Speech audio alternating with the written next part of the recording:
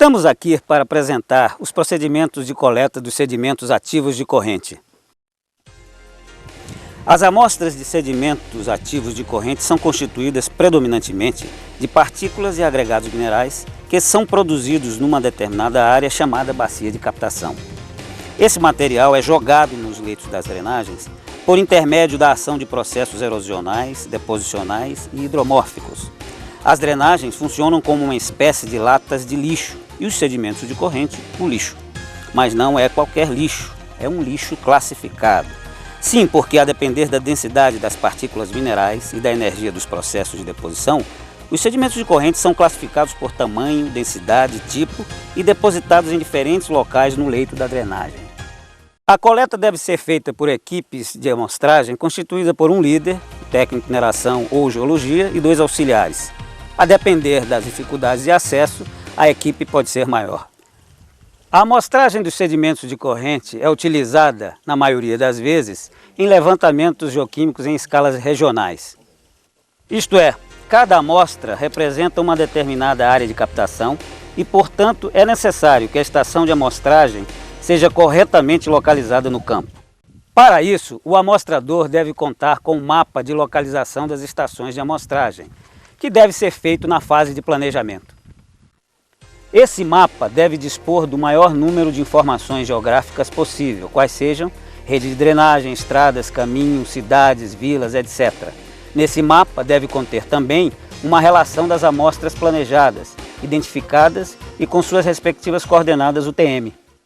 Com o advento do GPS, essa tarefa ficou facilitada.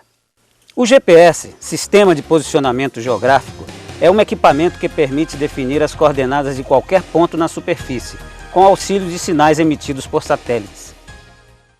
Ok, pessoal, vamos coletar a primeira amostra do dia. Vamos começar por essa aqui, porque está mais próximo de onde estamos. Para isso a gente precisa carregar as coordenadas do UTM no GPS e ligar o sistema de navegação. Vamos lá, pessoal? Mas antes precisamos checar se temos todos os equipamentos e materiais necessários para a coleta.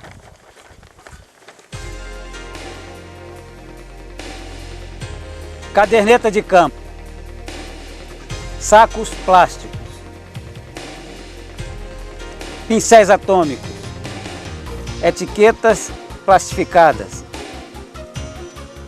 papel medidor de pH, escalímetro, fita crepe, martelo, copos plásticos, bússola e GPS, tinta spray, mapa de pontos, perneira, mochila para carregar amostras, pá, enxada,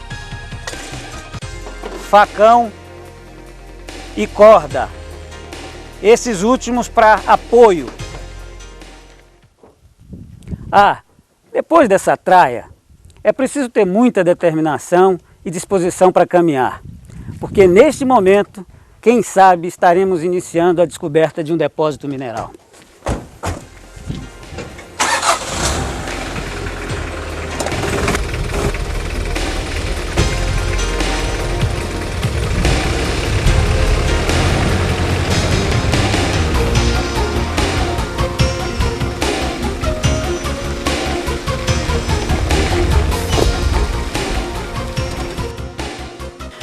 Esse trabalho exige grandes deslocamentos, muitas vezes em regiões ínvias.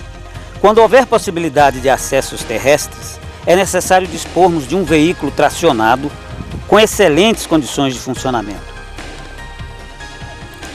Muitas vezes, as estradas que usamos para chegar ao ponto da amostra não está plotada no mapa. Nesses casos, o GPS deve permanecer ligado. Com isso, no fim do dia, podemos descarregar esses dados no computador e plotar a estrada no mapa. Cara, no futuro bem próximo, estaremos usando o GPS fixado num notebook ou num palm top fixado aqui no painel e a navegação será online.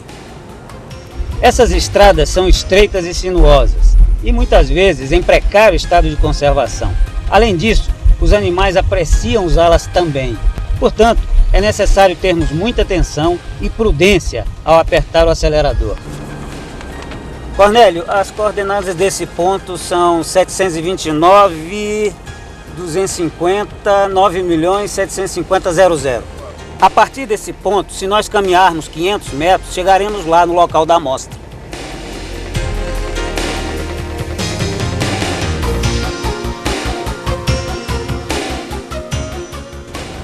É aqui. Chegamos. Ao estacionar o veículo, é importante fazê-lo em local seguro, fora da estrada, de preferência no acostamento se houver, ou outro local adequado.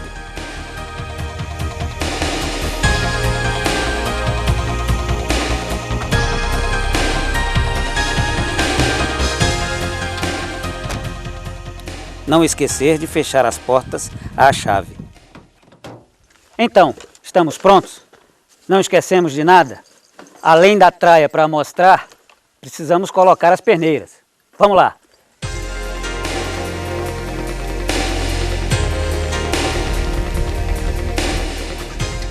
É importante lembrar que as amostras de sedimento de corrente estão localizadas, na maioria das vezes, em propriedades rurais, cujos proprietários devem ser contactados para autorizarem a coleta das amostras. Isso pode ser feito antes do início da campanha de amostragem, durante o reconhecimento da área a ser amostrada, como também no momento da coleta, como vamos fazer agora. Bom dia. Bom dia, senhor. Vai o senhor, tudo bem? Bem, obrigado. Como é que é o nome do senhor? Domingo Alves da Silva. Seu Domingo, eu sou o Cornélio, trabalho na Dulcigel. Muito bem. E a gente está fazendo um trabalho para esse mineral nessa região, e a gente precisa ir no riacho, para coletar umas areolas do riacho para mandar para analisar. E a gente queria a permissão do senhor para... O senhor manda, está às suas ordens. Tá bom, muito obrigado, senhor. Obrigado.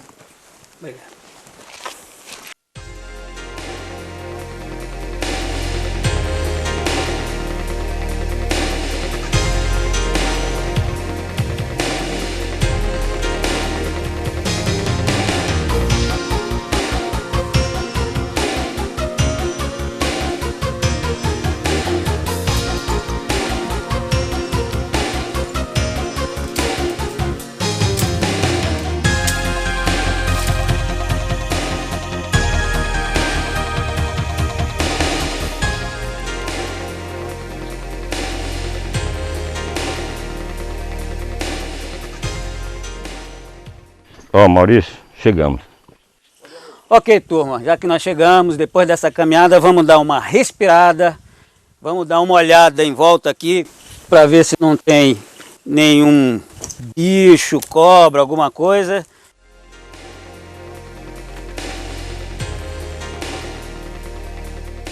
Primeiramente, devemos examinar o trecho do córrego no qual a amostra será coletada e verificar a disponibilidade de material adequado. Lembram? Os sedimentos ativos de corrente. Muito bem, parece que temos muitos sedimentos de corrente, sedimentos ativos de corrente nesse trecho. Agora, ter muito cuidado na hora de amostrar. Deve ser coletada a fração fina dos sedimentos ativos de corrente. Isto porque é a fração fina que será analisada no laboratório. Nos sedimentos ativos de corrente, esse material fino é encontrado preferencialmente no meio e ou interior do material mais cascalhoso, matriz mais grossa. Dificilmente o material fino é visto a olho nu. Esse material mais grosso é depositado nas zonas de maior energia da corrente. A cada enxurrada, ele é retirado e depositado novamente. Por isso, é chamado de sedimento ativo de corrente.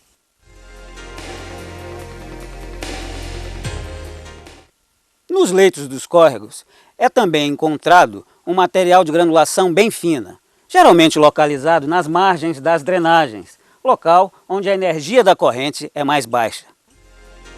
Embora sejam mais fáceis de serem reconhecidos visualmente, não oferecem segurança quanto à sua representatividade. Esse material fino pode ser resultante do desbarrancamento dos solos situados nas margens próximas daquele ponto. Maurício, se nesse trecho aqui eu não encontrar material adequado para fazer a amostra, eu elimino a amostra? Claro que não, Cornélio. As equipes de amostragem devem se deslocar 100 metros, mais ou menos, a montante ou a jusante, para verificar se há material suficiente nesses trechos. Afinal de contas, gastou-se dinheiro e tempo para chegar até aqui. E quem sabe é exatamente essa amostra que vai indicar a presença de um depósito mineral. Algumas vezes, mesmo deslocando o ponto de amostragem, não encontramos material para amostrar. O que fazer? Bem, aí cancelamos a amostra. A coleta das amostras deve ser feita preferencialmente com as mãos, ou outro recurso que possibilite a menor perda do material fino. Epa, Cornélio, não devem ser usados recipientes metálicos. Das mãos, o material deve ser imediatamente colocado nos sacos plásticos, previamente identificados, com numeração padronizada. Os fragmentos de rocha e materiais orgânicos, raízes, folhas, etc., devem ser retirados.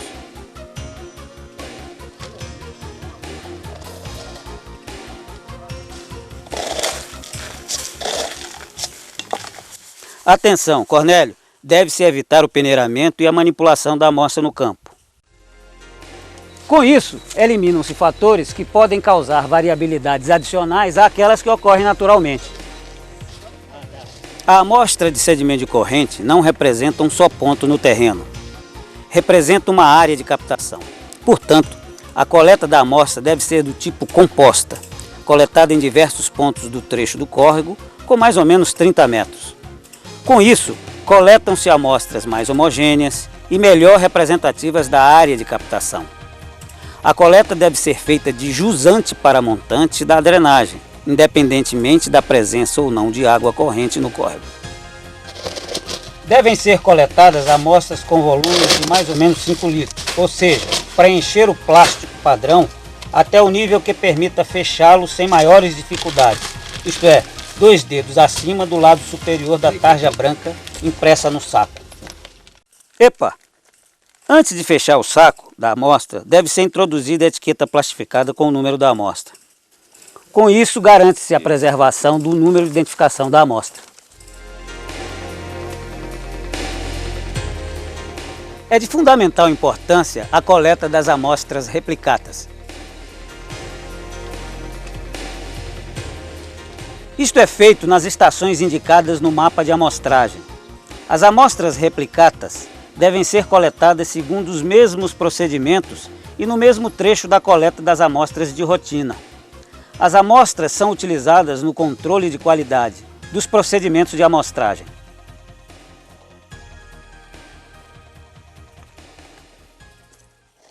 Epa! Não é necessário coletar as amostras no mesmo ponto, mas sim no mesmo trecho.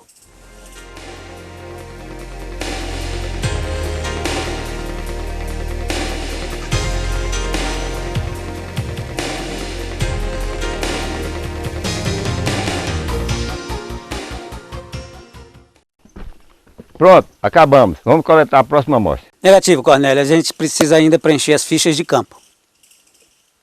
As fichas de amostragem estão reunidas na caderneta de campo.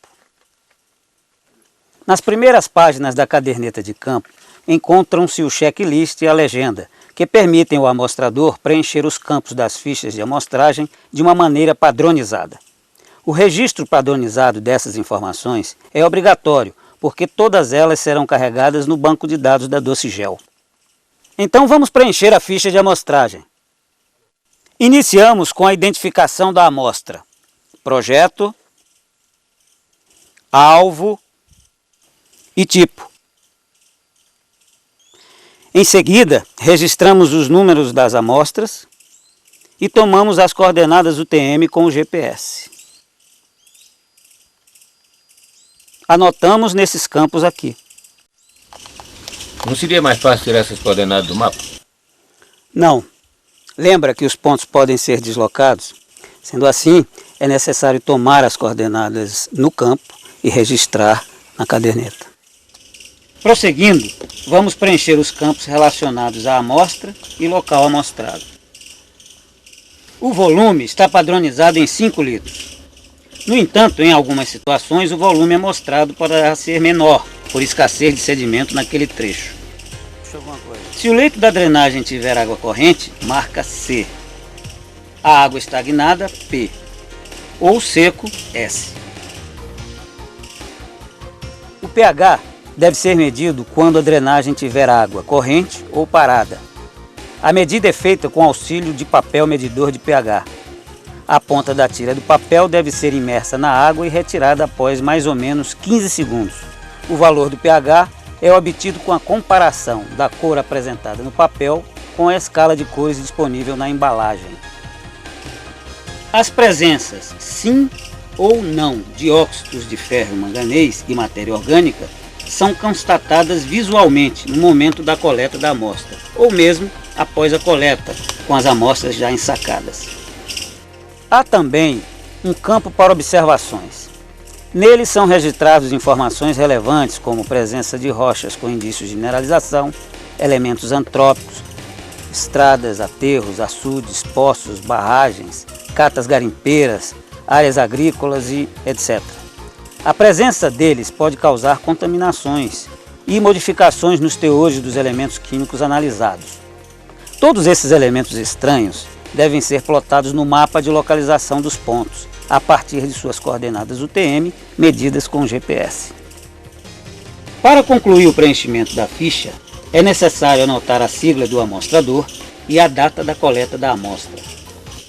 E então, acabamos? Quase. Devemos agora marcar o ponto da amostra no campo. É a sua garantia que a amostra foi coletada aqui. Isto é feito com o registro em locais visíveis, afloramentos, troncos de árvores, etc., nas margens dos córregos, por intermédio de tinta spray ou outro meio que possibilite fácil identificação no campo. Bom, gente, até que enfim acabamos. Vamos coletar a próxima amostra. Atenção, gente! Esqueceram a amostra coletada. Já fiz isso várias vezes, hein?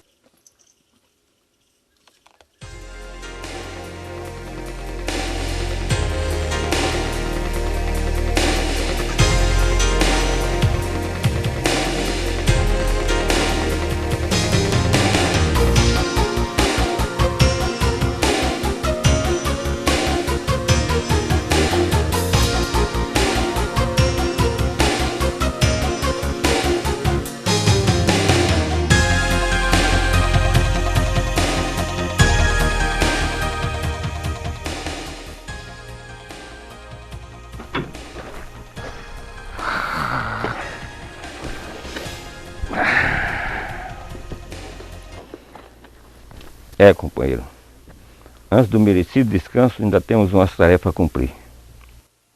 É isso mesmo, Cornélio. Vamos lá. Bora.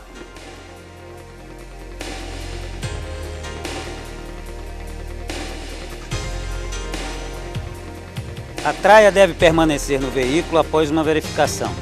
As amostras são desembarcadas, relacionadas, verificadas as suas embalagens e ensacadas em saco de 60 kg.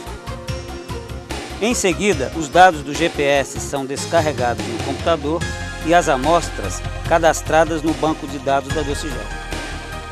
Agora sim, os procedimentos da coleta dos sedimentos ativos de corrente estão concluídos.